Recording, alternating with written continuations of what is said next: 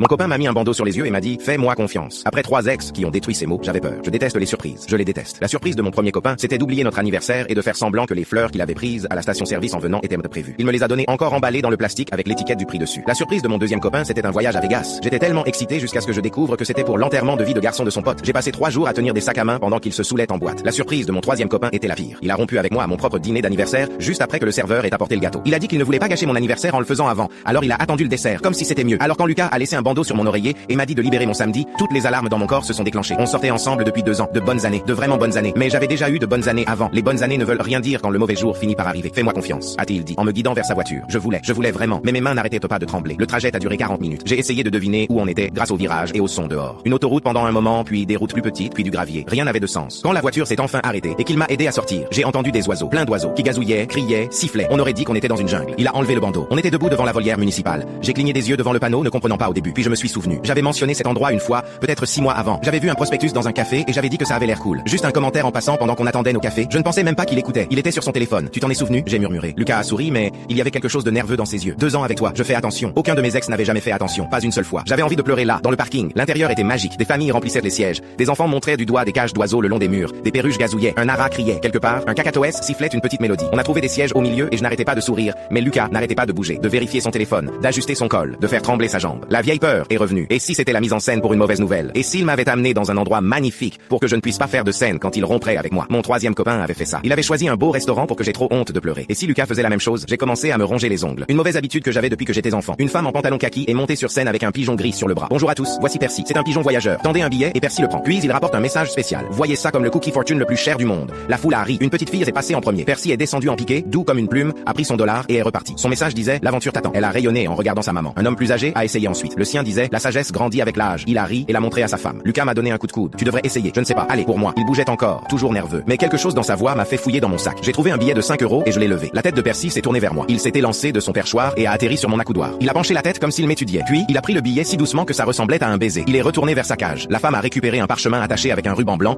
et me l'a apporté. Ça semblait bizarre. Les autres avaient été lus à voix haute depuis la scène. Celui-ci est spécial, dit-elle avec un clin d'œil. Mes mains tremblaient en défaisant le ruban. Le parchemin était plus long que les autres, un vrai parchemin. Je l'ai déroulé lentement. L'écriture était celle de Lucas. Mon amour le plus cher. Depuis le moment où tu as volé mon cœur, comme Percy a volé ce billet, j'ai su que tu étais la bonne. Je sais que les surprises te font peur. Je sais que les gens t'ont déçu, mais je ne suis pas eux. Je te vois, je t'entends. Je me souviens des petites choses parce que pour moi, rien chez toi n'est petit. Veux-tu m'épouser? Je l'ai lu 3 fois. Les larmes ont brouillé les mots. Je me suis tourné vers Lucas. Il n'était plus sur son siège. Il était à genoux dans l'allée, tenant une petite boîte en velours. Je sais que tu as été blessé, dit-il. Sa voix s'est brisée. Mais je ne vais nulle part. Je te demande juste de me laisser t'aimer pour toujours. Un petit garçon au premier rang a chuchoté assez fort pour que tout le monde entende. Elle va dire oui. J'ai ri à travers mes larmes. 1000 fois oui. La bague a capté la lumière pendant qu'on sortait main dans la main. Percy avait livré beaucoup de messages, mais j'aime à penser que le nôtre était son